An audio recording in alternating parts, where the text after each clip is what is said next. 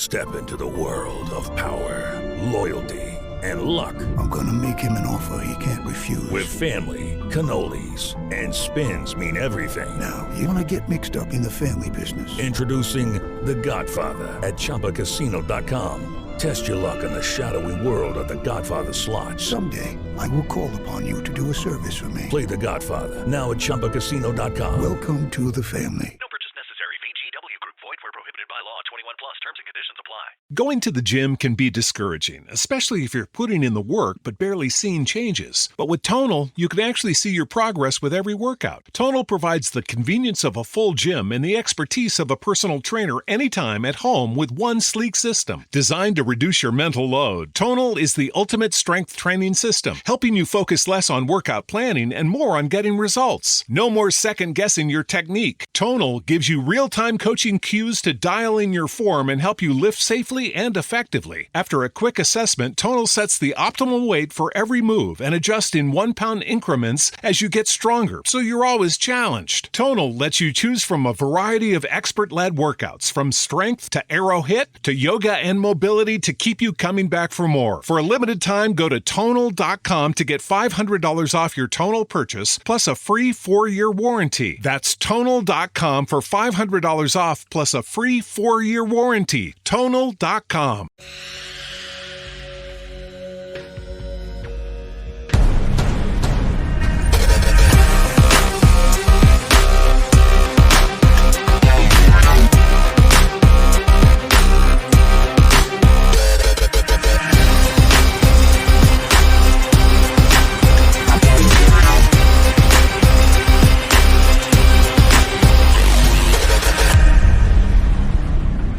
Welcome to the Fantasy Forecast with Grindberg and bigz. He is Grindberg. I am bigz. We got Schultzy in the building, and I'm on vacation.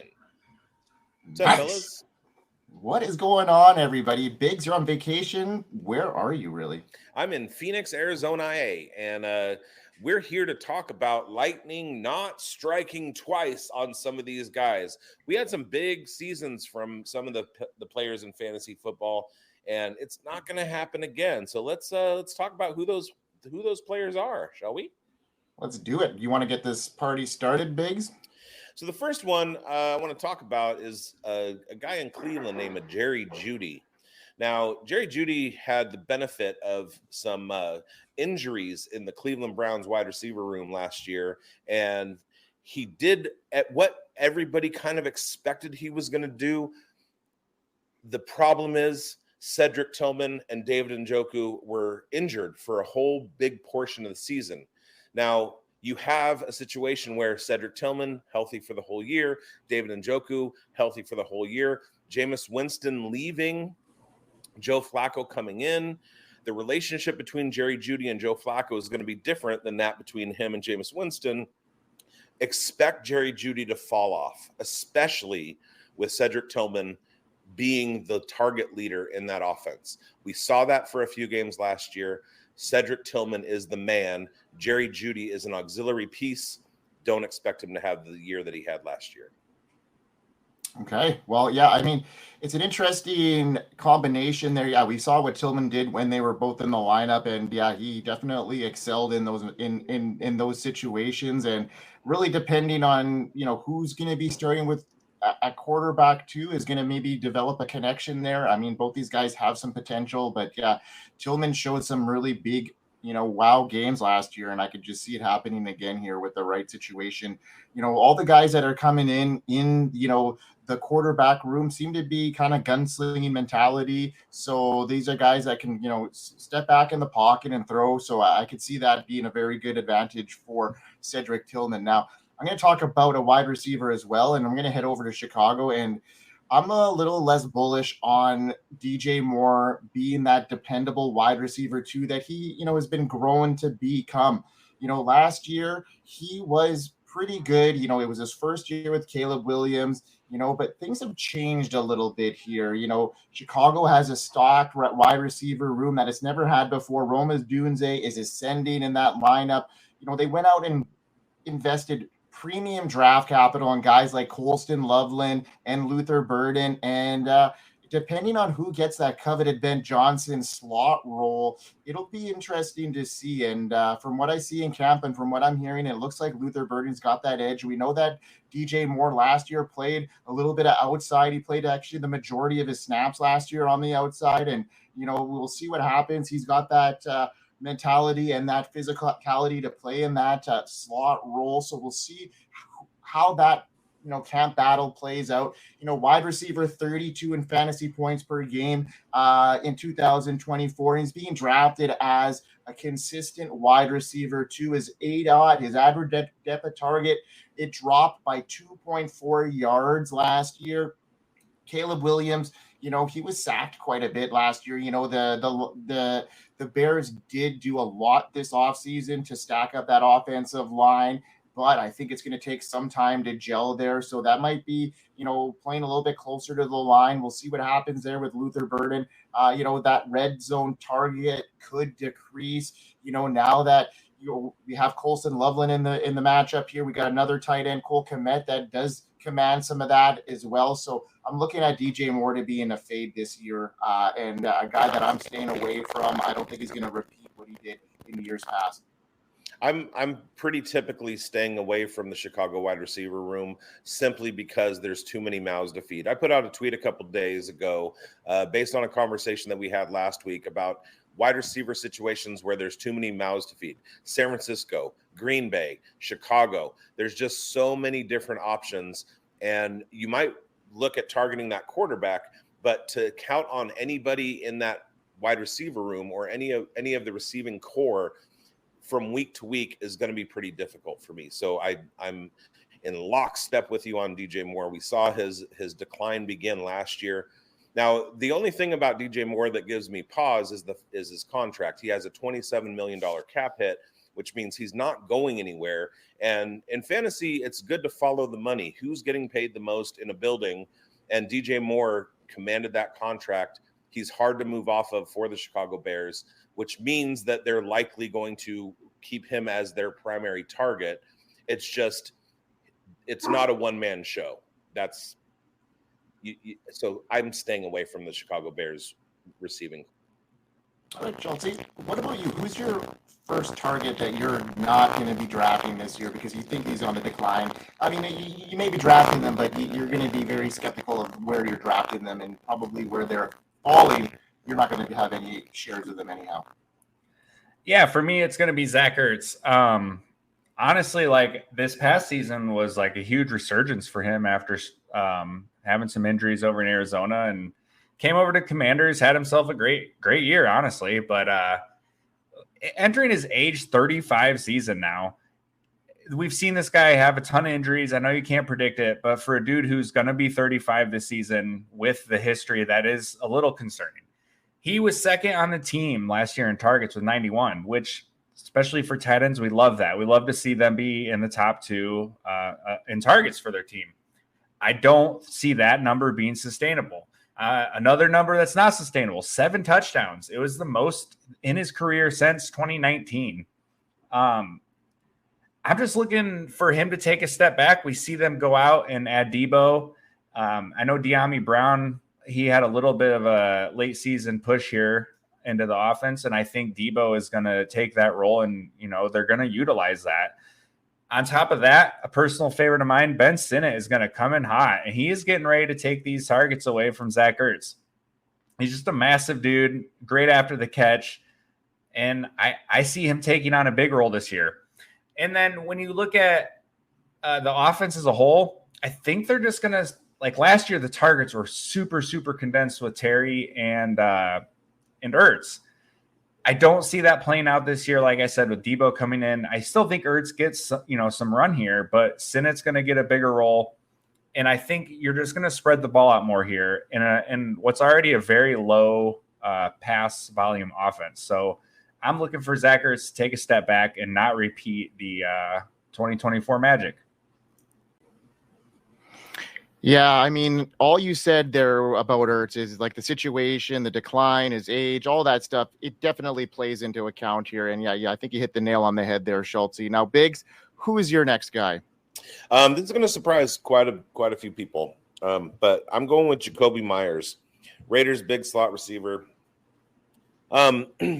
He has shown a very definite career arc. Every year after the next year is better and better and better. And I think that he's peaked. He finally had his first 1,000-yard season last year, working alongside Brock Bowers. You have to expect this Chip Kelly offense in Las Vegas is going to be better, but they have more targets now. They went out and they drafted Jack Besh, who's basically a Jakobi Meyers analog. Trey Tucker ran one of the most consistent route runners. He was on the field all the time. You have to expect that he's going to see a jump up in catches. You have Dante Thornton coming through the draft from Tennessee, who now gives the Raiders a realistic X. He's 6'5", 215 pounds. If he can add 20 pounds, he's basically Calvin Johnson reborn. They're going to be targeting him down the field quite a bit because Geno Smith is a very good deep passer. All of that, just like in the Chicago situation that we talked about a little bit earlier, is going to be pulling targets away from Jakobi Meyers. He's not the primary target getter in that offense. That's Brock Bowers. The other interesting thing that's been coming out of camp news is that they've been running Ashton Genty out of the slot some. He's actually running routes. He's doing out patterns. He's doing in-breaking routes. And Chip Kelly is just a mad genius. He was in a press conference where they asked him about the evolution of his offenses through Oregon and San Francisco and Philadelphia, Ohio State, UCLA. And they asked him if it's an evolution of his offensive ideology. And he said, no, it's a matter of me changing the offense to fit my players. That's not something that has been in Las Vegas for a while. And Chip Kelly is going to look at what he has on the field. He's going to design the offense around that. Yes, Jakobi Meyers is an important part of that, but Brock Bowers is the dude. And there are strengths all around that offense now, including, again, Ashton Genty getting targets. We saw in 2023 that he was a very capable pass catcher out of the backfield. And they just have a lot of things that they're going to be doing. It's going to be a Swiss Army type offense. And I don't think we can count on Jakobi Meyers to repeat the season that he had last year. Schultzy, you got anything to say about that? I am a little shocked here that bigz went with old Jakobi Meyers here. I think it's fair to say he's going to take a step back. I don't think it's going to be a huge step back, but if you're looking for the continual progression like we've seen from him, like bigz mentioned, I think you're out of luck there. Absolutely. All right. Well, I'm going to get into one of my next guys, and I'm talking about a running back here.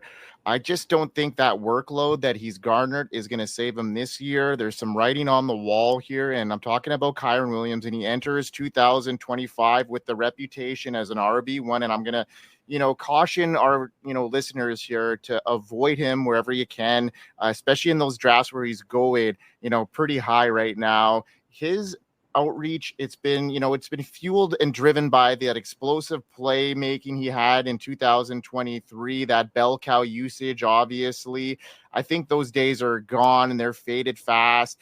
And his 2024 season was a loud warning. His efficiency was gone. The workload, it was slipping, and the Rams clearly are preparing for life after Kyren Williams. Don't get trapped drafting the name instead of the numbers. We got to look back at these numbers. Yards per carry, it plunged from 5 to 3.8 in 2024. He only had 2 runs of over 20 yards. 30-yard was the longest, run of his 2024 season. It wasn't great. Outside the top 25 in missed tackles forced per carry, which is a huge metric that we really put a lot of emphasis on here on our show, especially for running backs. And that's a big one there. Outside the top 25, doesn't spell RB1 for me. He had 5 fumbles in 2024, and 4 of them caused the Rams the game. So that ball security issue is a declining skill set. And then you got to keep in mind what they did in the draft the last 2 years. Blake Corum last year, 2nd round pick. And this year they went out and got, explosive playmaker Jarquez Hunter, who I think is a sleeper. So, the writing's on the wall. I think his usage is going to come down. And I think Sean McVay is going to go towards more of a, spread out system in LA, and Kyren Williams is going to be a big fade for me for sure. Yeah, I can get on board with that. they did. I mean, last year they got Blake Corum. Now that with Hunter coming in, you're clearly right about them loading up for the future here. And yeah, we're going to see the dip coming at some point. And I can totally see it being this year. What do you got for us, Schultzy? I'm going to go over to some James Conner now. Like, honestly, there's not like a ton to say on James Conner other than like we've got a running back. He's 30 years old. We've hit that, that 30-year cliff. He had 283 touches last year. Don't forget about Trey Benson, man. Like they drafted this guy in the 3rd round, and he had a great career at Florida State. And I'm expecting him to get some more work here and be more of a timeshare rather than straight up giving it to James Conner all the time. I get that he signed a 2-year deal, but I don't think that necessarily means like the Cardinals are saying this is still our workhorse, right? So I'm expecting Trey Benson to fold into the picture here. James Conner taking a step back. He's seen a ton of volume in the last couple seasons, and that's just not sustainable for a 30-year-old running back. No, I don't think so either. There, Biggs. What are your thoughts on James Conner? Obviously, he's at the pinnacle. He's on the down slope. He had a couple great seasons. He's probably bound to, miss some time with some injury this year based off of his age. For me, he's a sell as well. What are your thoughts on that? Yeah, I mean, it's hard to put your faith in a 30-year-old running back is basically the bottom line. We saw a very precipitous decline from Raheem Mostert when he came out and he finally had a full healthy season, had a ton of touches, had the best season of his career, led the NFL in touchdowns, and the next year his efficiency absolutely fell off a cliff. I can see a similar thing happening with James Conner. He has spent his entire career injured with very little injury last year, but a lot of touches, and I think the end is coming. In redraft, I'm not going to have a problem with rostering him. In Dynasty, I want no part. Yeah, for sure. And in redraft too, as a RB2 coming into the year, I think that's a really good spot to have him in. I wouldn't be going in here as my RB1 with the base of thinking that he's going to, carry my team like he has in the past here. So before we get into our spotlights, if you will, Schultzy, let's get a run from our sponsor here. We are here. FantasySportsAdvice.com, offering the best fantasy sports social media platform. Why join endless Discord communities or the trolls of Reddit? Fantasy Sports Advice is a community designed to help you win with 24/7 support. Go to FantasySportsAdvice.com and become a pro member for unlimited access. Again, go to FantasySportsAdvice.com today. Yeah, do that.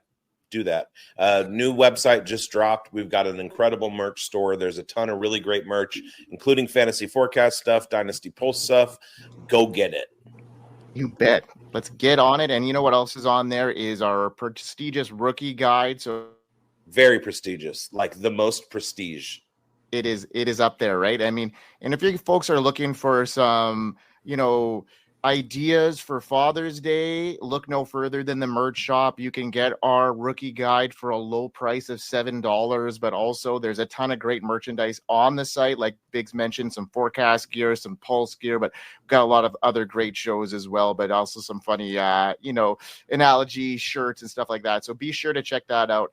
Now, Biggs, it's your spotlight. It's your guy that you are fading the most because of, they had a big year last year potentially, and now, you're not so much optimistic about their foreseeable future. And tell us why. Hit that video.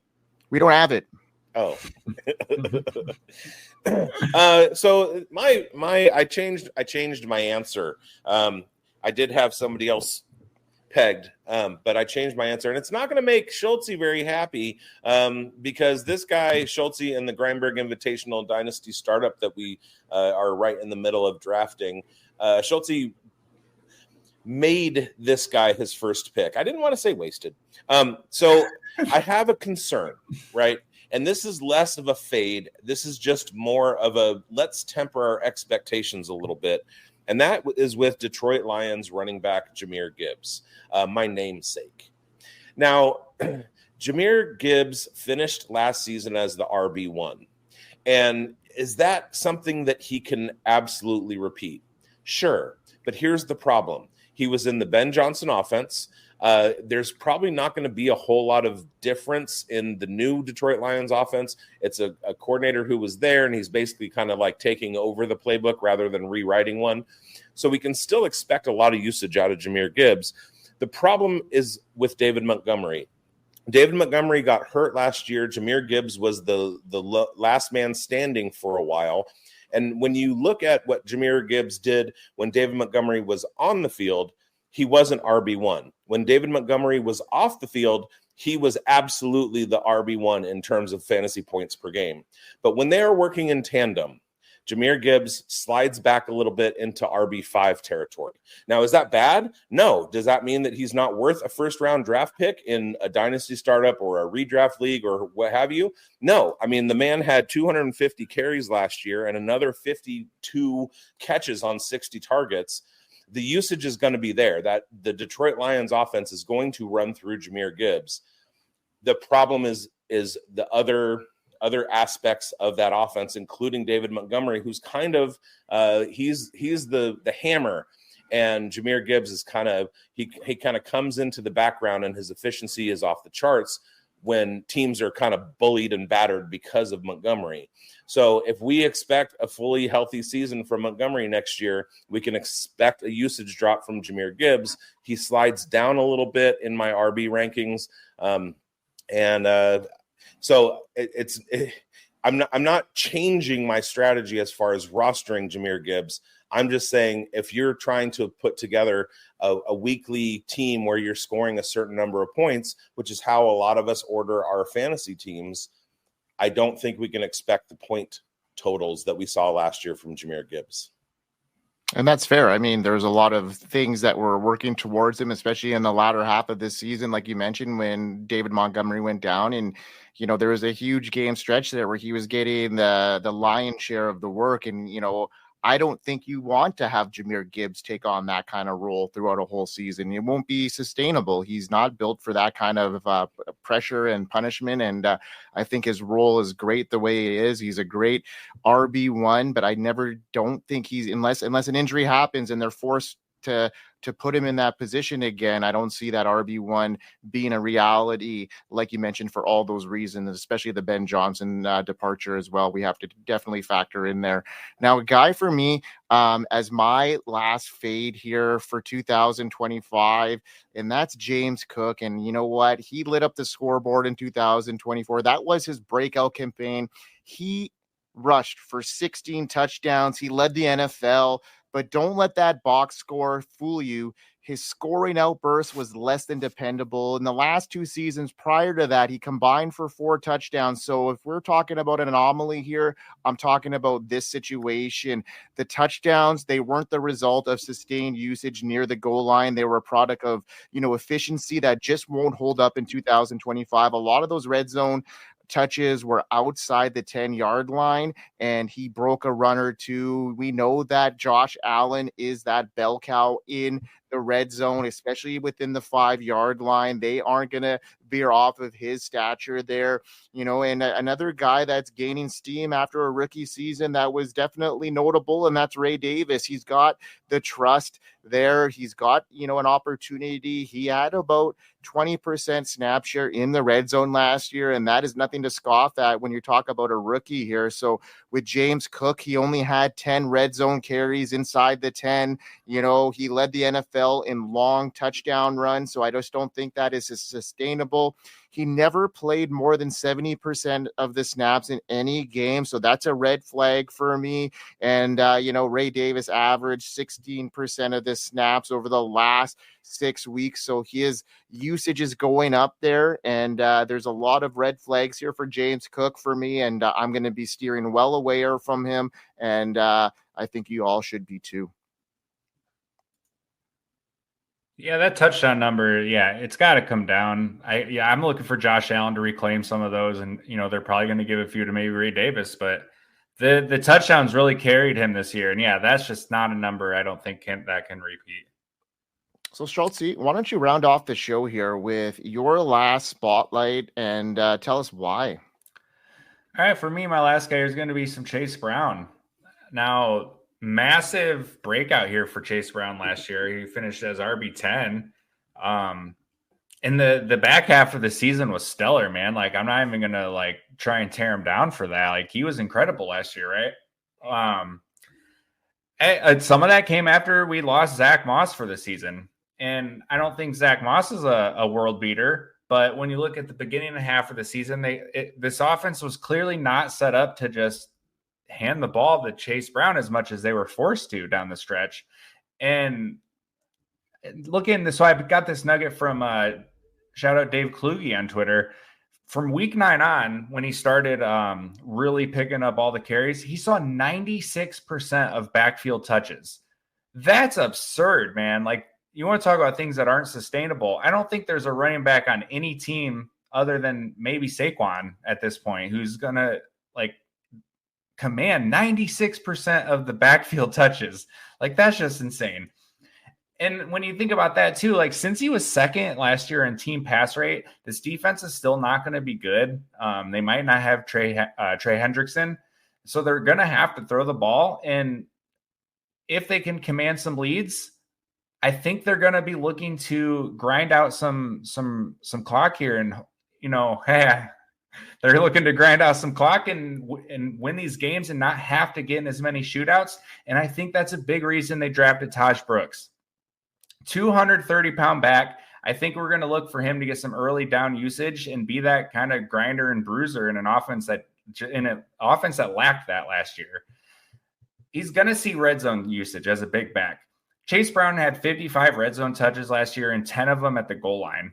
So I think we're going to instantly see some touchdown regression off of Chase Brown given over to Taj Brooks just for the size and being able to pound through the tackles. And if you're looking at Chase Brown, starting in week 4 was when he started seeing double-digit carries a game. Now, it obviously ramped up even more after like week 9, but he started, from like weeks 4 to 8 is when they were kind of doing their true kind of timeshare stuff. So from week 4 on, he only saw more than 4.5 yards per carry in 5 games. And he had multiple games where he was under 4 in the 3s. He had a couple in the 2s. Like, he's just not an efficient back when he's running the ball a ton. Like, he was very volume dependent. I'm not looking for that to repeat based on Zach Moss coming back. And once again, I don't think he's going to light the world on fire, but I do like Taj Brooks in here as an early down red zone guy. The volume here, you're not going to repeat it. He's going around like RB13 in redraft, which is pretty reasonable. Like, I'd fade him back a little further, but there are a lot of people out there who are pushing for Chase Brown season, man, expecting him to be a top 10 back again. And that's where I'm not on board. Yeah. The big hit was the Taj Brooks draft having higher draft capital than Chase Brown does. And that's one of the inside baseball things that we have to kind of look at. Usually, if somebody has higher draft capital, I'm talking to you, Brian Thomas Jr., the other guy that has the higher draft capital is going to be the one that they go to. It's a simple economic thing. When teams have high investment, they tend to utilize that player more. And unfortunately for Chase Brown, there's a higher investment in Taj Brooks at this point. And when you take into account the draft capital in such a deep running back class, that spells out a lot, because when you compare the 2 draft classes from when Chase Brown was drafted to this one, it doesn't even compare. So, they're very similar in draft capital. They're very similar in how they match up on the field as well. They got very similar playing styles and stuff. So, all it takes would be, maybe Chase Brown to miss a game or 2 here, and Taj Brooks is the next Chase Brown, and we're going to be talking about him at this time next year. So it could just easily happen because they're not highly invested in a guy like that because of draft capital. And bigz mentioned it, hit the nail on the head there. Draft capital means a lot, especially for the running back position here. And I'm going to go with that. And it's a decent fade here, Schultzy. We may get a decent year out of him, but we're not going to probably get that running back 1 type of season that a lot of people are drafting him at this stage. So yeah, right on there, high octane offense, but there could be some competition there quite easily. So yeah, bigz, take us home like you always do, my man. Anything to plug on our end? No, I mean, just the most prestigious rookie guide of all time, and a great website with fantastic merch. No big deal. I do want to say my Brian Thomas Jr. comment was merely me trolling Schultzy as a Jags fan. I have no ideas in my head that Brian Thomas Jr. is not the wide receiver one in Jacksonville. I think the draft capital given to Travis Hunter just means that they have the ability to play him at cornerback more than we would like them to. But with Brian Thomas Jr. in the building and Travis Hunter, Brian Thomas Jr. maintains that wide receiver one status regardless of where Travis Hunter was drafted. So I just wanted to make that cleir. Other than that, you're go just check out on me. You're just picking on me because I started Gibbs and BTJ in that dynasty startup. No, I'm not picking. I'm just trolling. So yeah, go to Fantasy Sports Advice Network, fantasysportsadvice.com, and read some great stuff. Buy that rookie guide. Get some fantastic merch. We're growing very, very fast, and we're glad that you all are on this train for the ride. And we love you, and we hope you win. Hope you win, folks. Peace out.